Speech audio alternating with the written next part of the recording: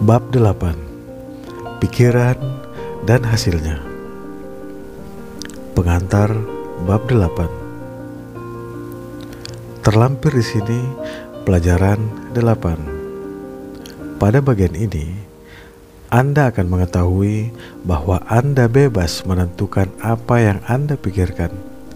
Tetapi, hasil pikiran Anda diatur oleh hukum yang bersifat kekal. Bukankah ini pemikiran yang luar biasa? Bukankah bagus mengetahui bahwa hidup kita tidak mengikuti perubahan yang mendadak dan kecenderungan untuk berubah-ubah? Bahwa hidup kita diatur oleh hukum. Stabilitas ini merupakan kesempatan kita karena dengan mematuhi hukum ini, kita bisa memperoleh akibat yang diinginkan dengan ketentuan yang pasti. Hukum inilah yang membuat semesta menjadi satu keharmonisan yang besar. Seandainya tidak ada hukum, semesta ini akan menjadi kacau, alih-alih keteraturan atau kosmos. Maka, disinilah rahasia asal mula hal yang baik dan buruk. Disinilah semua yang baik dan buruk pernah ada dan akan selalu ada. Saya akan memberikan contoh. Pikiran menghasilkan tindakan. Jika pikiran Anda konstruktif atau membangun dan harmonis, hasilnya akan baik. Sebaliknya, jika pikiran Anda bersifat destruktif atau merusak dan tidak harmonis, hasilnya akan buruk. Jadi, hanya ada satu hukum, satu prinsip, satu sebab, satu sumber kekuatan. Baik dan buruk hanyalah kata-kata yang diciptakan untuk menunjukkan hasil tindakan kita, atau kepatuhan dan ketidakpatuhan kita terhadap hukum ini. Pentingnya hal ini dijelaskan dengan baik di dalam kehidupan Emerson dan Carlyle. Emerson mencintai kebaikan dan kehidupannya merupakan simfoni kedamaian dan harmoni. Carlyle membenci yang buruk dan kehidupannya penuh dengan ketidakselarasan dan ketidakharmonisan yang kekal. Di sini ditampilkan dua tokoh besar yang masing-masing tokoh bertujuan untuk mencapai tujuan yang sama. Tetapi tokoh yang satu menggunakan pikiran yang konstruktif sehingga hidupnya selaras dengan hukum alam, sedangkan tokoh yang lainnya menggunakan pikiran destruktif sehingga mendatangkan berbagai jenis ketidakselarasan bagi dirinya sendiri. Hal ini menjadi jelas bahwa kita seharusnya tidak membenci apapun, sekalipun yang buruk, karena kebencian itu menghancurkan. Dan kita akan segera melihat bahwa dengan menyimpan pikiran yang menghancurkan, kita menabur angin dan akan menuai badai. Materi bab 8. 1. Pikiran yang mengandung prinsip vital karena ia merupakan prinsip kreatif semesta. Melalui sifat dasarnya, ia akan bergabung dengan pikiran-pikiran lain yang sejenis. Kedua, karena tujuan kehidupan adalah pertumbuhan, semua prinsip yang mendasari eksistensi harus memberikan dampak. Karena itu, pikiran pun mengambil bentuk dan hukum pertumbuhan, akhirnya membuatnya terwujud. 3. Anda bisa dengan bebas memilih apa yang Anda pikirkan, tetapi hasil pikiran Anda diatur oleh suatu hukum yang kekal. Pikiran apapun yang muncul pasti menimbulkan akibat di dalam karakter, kesehatan, dan keadaan seorang individu. Karena itu, sangatlah penting untuk memiliki metode yang dapat membangun kebiasaan berpikir konstruktif untuk menggantikan kebiasaan yang sudah kita miliki dan hanya menghasilkan dampak-dampak yang tidak diinginkan. 4. Kita semua tahu bahwa hal itu sama sekali tidak mudah. Kebiasaan mental memang sulit dikendalikan, tetapi bisa dilakukan. Caranya adalah dengan segera memulai mengganti pikiran destruktif dengan pikiran konstruktif. Bentuklah kebiasaan menganalisis setiap pikiran. Jika memang perlu, jika manifestasinya akan bermanfaat, bukan hanya bagi Anda sendiri, melainkan juga untuk semua yang mungkin akan terkena dampaknya dengan cara apapun. Simpanlah pikiran itu, hargailah sebagai sesuatu yang berharga. Ia bernilai tinggi dan selaras dengan yang tak terhingga. Ia akan bertumbuh dan berkembang serta membawa hasil beratus-ratus kali lipat. Sebaliknya, Anda sebaiknya perlu mengingat kutipan dari Josh Matthew Adam ini. Belajarlah untuk menjaga agar pintu tertutup. Jagalah agar tetap berada di luar pikiran Anda, di luar kantor Anda, dan di luar dunia Anda. Di setiap tempat yang meminta izin masuk tanpa adanya tujuan pasti yang membantu. Kelima, jika pikiran Anda bersifat selalu mencela atau destruktif dan menghasilkan kondisi perselisihan dan ketidakharmonisan di lingkungan Anda, maka Anda perlu mengembangkan sikap mental yang akan menghasilkan pikiran konstruktif. 6. Anda akan mendapati bahwa imajinasi merupakan bantuan yang penting dalam hal ini. Pengolahan imajinasi mengarah pada pengembangan tujuan yang akan memunculkan masa depan Anda. 7. Imajinasi mengumpulkan materi yang digunakan pikiran untuk merajut kain yang akan dikenakan masa depan Anda. 8. Imajinasi adalah cahaya yang dapat kita gunakan untuk menerobos alam-alam pikiran dan pengalaman baru. 9. Imajinasi adalah instrumen hebat yang dipakai setiap penemu, setiap pencipta untuk membuka jalan dari preseden ke pengalaman. Preseden mengatakan, itu tidak bisa dilakukan. Pengalaman mengatakan, itu sudah dilakukan. 10. Imajinasi adalah kekuatan yang dapat ditempa, yang mencetak hal-hal yang ditangkap penginderaan menjadi bentuk-bentuk dan gambaran idaman baru. 11. Imajinasi adalah bentuk pikiran konstruktif yang harus mendahului setiap bentuk tindakan konstruktif. 12. Seorang pembangun tidak dapat membangun struktur apapun sampai dia sudah terlebih dulu menerima rencana-rencana dari arsitek, dan sang arsitek harus memperolehnya dari imajinasinya. 13. Jenderal industri tidak dapat membangun perusahaan besar yang menaungi ratusan perusahaan kecil dan ribuan karyawan dengan modal raksasa kalau ia tidak terlebih dahulu menciptakan seluruh pekerjaan itu di dalam imajinasinya.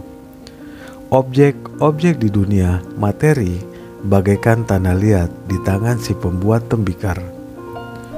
Sesuatu yang real diciptakan di dalam pikiran master, dan pekerjaan itu dilakukan dengan menggunakan imajinasi. Untuk mengembangkan imajinasi, hal itu harus dilatih. Latihan diperlukan untuk mengolah otot mental dan juga otot fisik. Ia harus ditopang dengan makanan, kalau tidak, ia tidak akan bertumbuh. 14. Janganlah menyamakan imajinasi dengan hayalan kosong atau lamunan yang suka dilakukan beberapa orang. Melamun adalah bentuk menyia-nyiakan mental yang dapat mengarah pada bencana mental. 15. Imajinasi konstruktif berarti kerja keras mental. Beberapa orang menganggapnya sebagai pekerjaan yang paling sulit. Meskipun demikian, ia memberikan hasil yang paling besar karena semua hal besar di dalam kehidupan ini menghampiri siapapun, pria dan perempuan, yang memiliki kemampuan berpikir, berimajinasi, dan mewujudkan impian-impian mereka. 16. Jika Anda telah sepenuhnya sadar akan fakta bahwa pikiran adalah satu-satunya prinsip kreatif, bahwa pikiran itu maha kuasa, maha tahu, dan maha ada, dan bahwa Anda bisa secara sadar menyelaraskan diri dengan yang maha kuasa, ini melalui kekuatan pikiran Anda. Berarti Anda sudah berjalan menuju ke arah yang benar. 17. Langkah berikutnya adalah memposisikan diri Anda untuk menerima kekuatan ini. Karena Ia Maha Ada, Ia pasti ada di dalam diri Anda. Kita mengetahui hal ini karena kita tahu bahwa semua kekuatan berasal dari dalam diri. Namun, kekuatan ini harus dikembangkan, dikeluarkan, diolah. Untuk tujuan itulah kita harus reseptif atau menerima. Dan sikap reseptif ini diperoleh sebagaimana tenaga fisik diperoleh, yaitu melalui latihan. 18.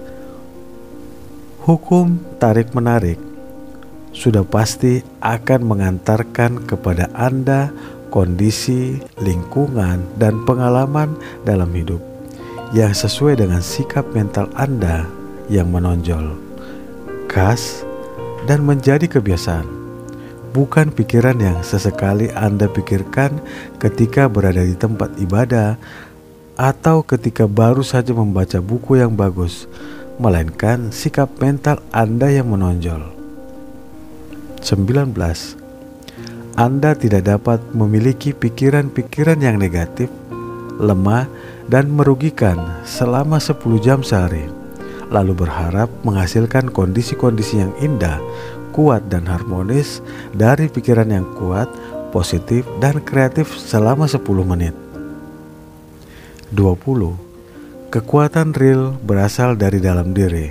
Semua kekuatan yang dapat digunakan manusia berada di dalam dirinya, yang menunggu untuk diperlihatkan karena pertama-tama dia mengetahuinya dan menegaskannya sebagai miliknya dan mengolahnya di dalam kesadarannya hingga dia menyatu dengan kekuatan itu. 21. Orang mengatakan bahwa mereka menginginkan kehidupan yang berlimpah, dan mereka memang menginginkannya.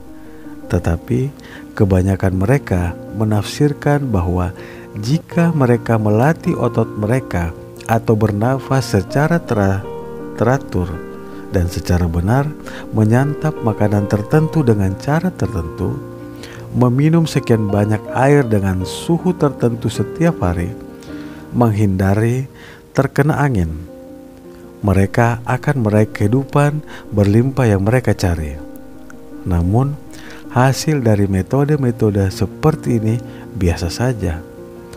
Namun, bila manusia disadarkan akan kebenaran dan mengokohkan kemanunggalannya dengan semua kehidupan, ia mendapati dirinya memiliki mata yang jernih, langkah yang luas, dan semangat jiwa muda.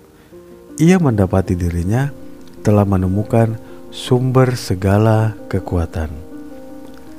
22. Semua kesalahan hanyalah kesalahan karena ketidaktahuan. Maka penguasaan akan pengetahuan dan kekuatan yang menyertainya itulah yang menentukan pertumbuhan dan evolusi. Pengenalan dan demonstrasi pengetahuanlah yang mendasari kekuatan.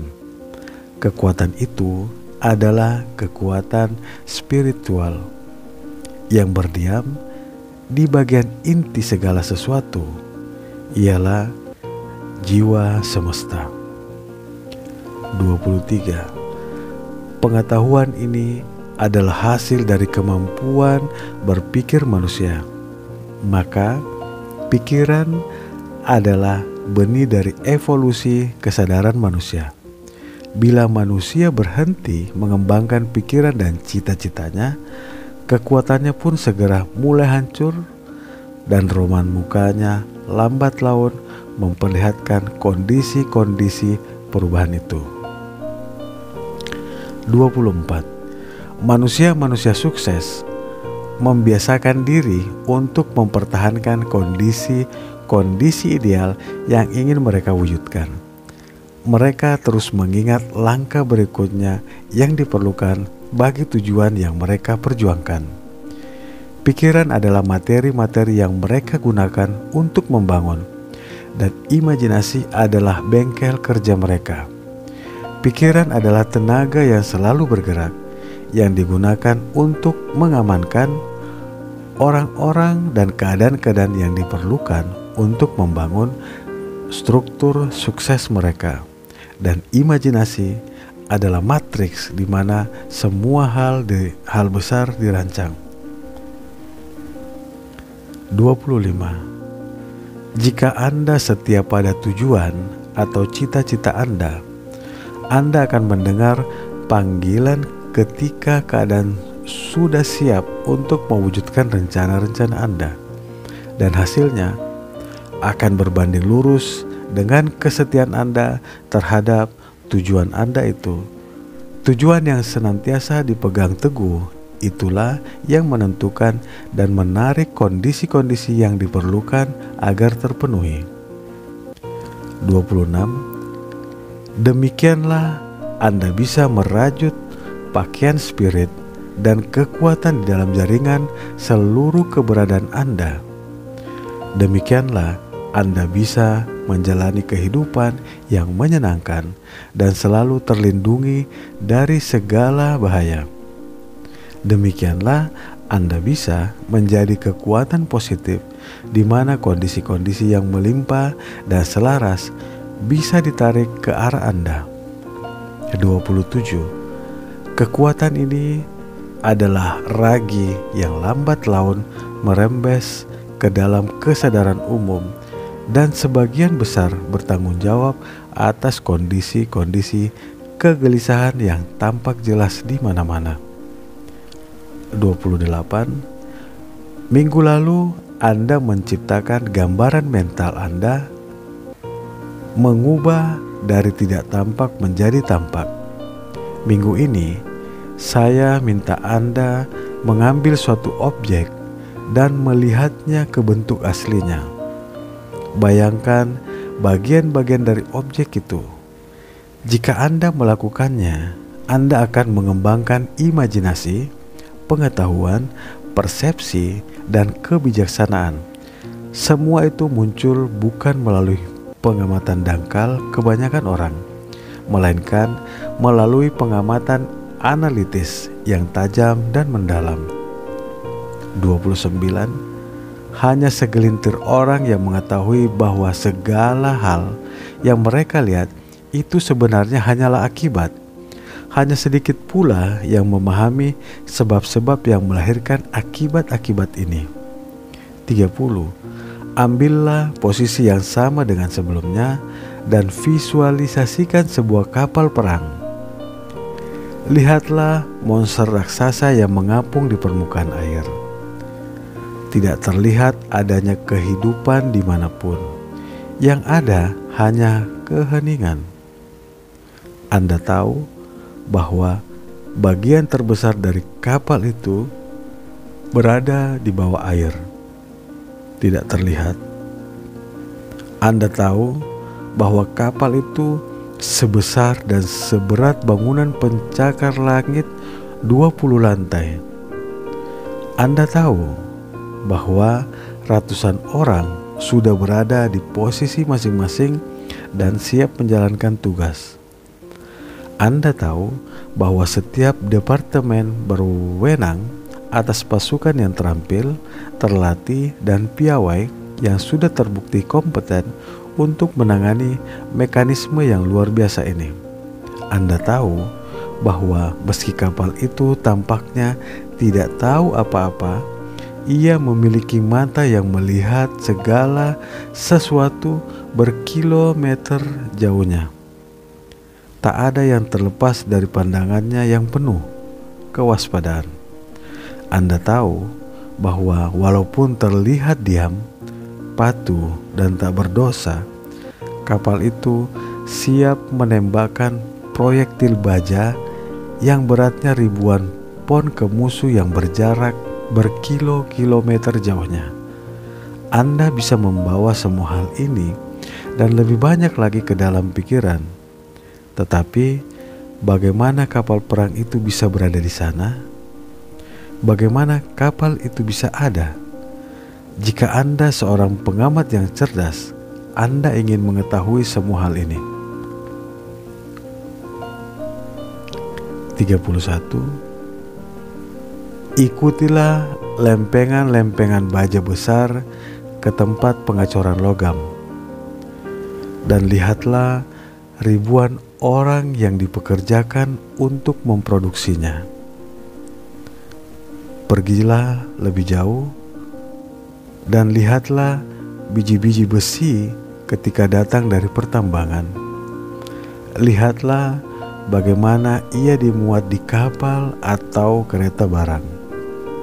Lihatlah bagaimana ia meleleh dan ditangani dengan benar. Pergi lebih jauh lagi dan lihatlah arsitek dan insinyur yang merencanakan kapal itu. Biarkan pikiran membawa Anda lebih jauh lagi untuk mengetahui mengapa mereka merencanakan sarana transportasi itu. Sekarang Anda pergi jauh ke masa silam, ketika kapal itu masih tak terwujud, atau hanya sebuah pikiran yang ada di otak si arsitek. Tetapi dari mana datangnya perintah untuk merencanakan kapal itu? Mungkin berasal dari Menteri Perang. Mungkin juga kapal ini sudah direncanakan jauh sebelum terpikirkan bahwa sebuah perang bisa terjadi, dan Kongres harus meloloskan rancangan undang-undang untuk persediaan anggaran. Atau mungkin ada pihak-pihak yang menentang, dan muncul pidato-pidato pro kontra atas rancangan itu. Siapakah yang diwakili oleh para anggota Kongres ini? Mereka mewakili Anda dan saya. Jadi, jalur pemikiran kita bermula dari kapal perang yang berakhir dengan diri kita sendiri. Pada analisis terakhir, kita mendapati bahwa pikiran kita sendirilah yang bertanggung jawab atas hal tersebut dan berbagai hal lain yang jarang kita pikirkan. Sebuah pikiran yang sedikit lebih jauh akan mengembangkan fakta yang paling penting dari semuanya, yaitu jika seorang belum menemukan hukum yang mengatur bagaimana benda, baja dan benda besi seberat itu dapat mengapung di permukaan air, alih-alih langsung tenggelam ke dasar laut, kapal perang itu tidak mungkin bisa ada. 32. Hukum itu berbunyi, besarnya gravitasi tertentu dari substansi apapun sama dengan bobot volumenya yang berbanding lurus dengan volume air. Penemuan hukum ini merevolusi setiap jenis transportasi laut, perdagangan, dan peperangan, serta memungkinkan dibangunnya kapal perang. 33. Anda akan mendapati bahwa latihan seperti ini amat berharga bila pikiran sudah terlatih untuk melihat secara mendalam. Segala sesuatu pun mempunyai penampilan yang berbeda. Yang tadinya tidak signifikan menjadi signifikan. Yang tadinya tidak menarik menjadi menarik. Hal-hal yang tadinya tidak kita anggap penting, lalu terlihat menjadi benar-benar vital dalam kehidupan ini. Sebuah kutipan kalimat bijak dari bahasa Sanskerta. Berharaplah pada hari ini, karena inilah kehidupan. Kehidupan dari hidup yang sesungguhnya. Di kehidupan yang singkat ini, berdiam segala kebenaran dan realitas keberadaan Anda, sukacitanya pertumbuhan, agungnya tindakan, megahnya keelokan. Karena kemarin hanyalah mimpi, dan esok hanyalah visi. Tetap hari ini, bila dijalani dengan baik, menjadikan setiap hari kemarin satu mimpi bahagia, dan setiap esok suatu visi dan harapan. Karena itu, berharaplah pada hari ini. Kita lanjutkan pada latihan bab 8, pikiran dan hasilnya. Ambil satu objek, lihatlah bentuk aslinya. Bayangkan bagian-bagian dari objek itu. Anda melakukannya mengembangkan imajinasi, pengetahuan, persepsi, dan kebijaksanaan. Semua itu muncul bukan melalui pengamatan dangkal, melainkan melalui pengamatan analitis yang tajam dan mendalam. Hanya sedikit orang yang mengetahui bahwa segala hal yang mereka lihat sebenarnya hanyalah akibat. Sedikit pula yang memahami penyebab yang melahirkan akibat ini. Ambillah posisi yang sama dan visualisasikan sebuah kapal perang. Lihat monster raksasa yang mengapung di air. Tak terlihat kehidupan dimanapun, hanya keheningan. Anda tahu bahwa bagian terbesar dari kapal itu berada di bawah air. Tak terlihat. Anda tahu bahwa kapal itu sebesar dan seberat bangunan pencakar langit 20 lantai. Anda tahu bahwa ratusan orang sudah berada di posisi masing-masing dan siap menjalankan tugas.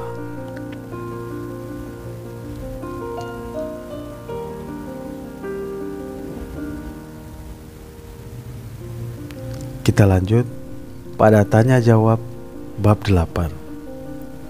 1. Apakah imajinasi itu?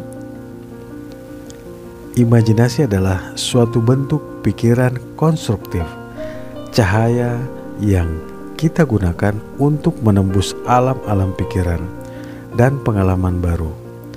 Alat hebat yang digunakan oleh setiap pencipta dan penemu untuk membuka jalan dari preseden menjadi pengalaman. 2. Apa hasil dari imajinasi? Hasil dari imajinasi adalah pengolahan imajinasi mengarah pada pengembangan tujuan. Darinya akan muncul masa depan Anda. 3. Bagaimana imajinasi bisa diolah? Melalui latihan. Ia harus didukung dengan makanan. Tanpa makanan, ia tidak bisa hidup. 4. Apa beda imajinasi dan melamun? Melamun adalah suatu bentuk pemborosan mental, sedangkan imajinasi adalah bentuk pemikiran konstruktif yang pasti mendahului setiap tindakan konstruktif. 5. Apakah kesalahan itu? Kesalahan adalah hasil dari ketidaktahuan. 6. Apakah pengetahuan itu hasil dari kemampuan berpikir manusia? 7. Kekuatan apa yang dipakai oleh manusia sukses untuk membangun? Pikiran adalah daya yang selalu bergerak. Dengannya, manusia-manusia sukses mengamankan orang-orang dan keadaan-keadaan yang diperlukan untuk menyelesaikan rencana-rencana mereka. 8. Apa yang sebelumnya sudah menentukan hasil? Tujuan yang dipegang teguh di dalam pikiran akan menarik kondisi-kondisi yang diperlukan untuk penggenapannya. 9. Apa hasil dari pengamatan analitis yang tajam? Perkembangan imajinasi, pengetahuan, persepsi, dan kebijaksanaan. 10. Mengarah kemana semua itu? Kekayaan dan keselarasan. Quote kita untuk bab 8 ini dari Carlton. Mereka yang telah sukses dengan cara membuat semua orang lainnya ikut berpikir bersama mereka biasanya adalah orang-orang yang sudah memulainya dengan cara berani berpikir untuk diri mereka sendiri. Sekian pembahasan kita kali ini. Kita bertemu minggu depan untuk pembahasan bab-bab selanjutnya. Salam sehat, sukses, penuh kebahagiaan.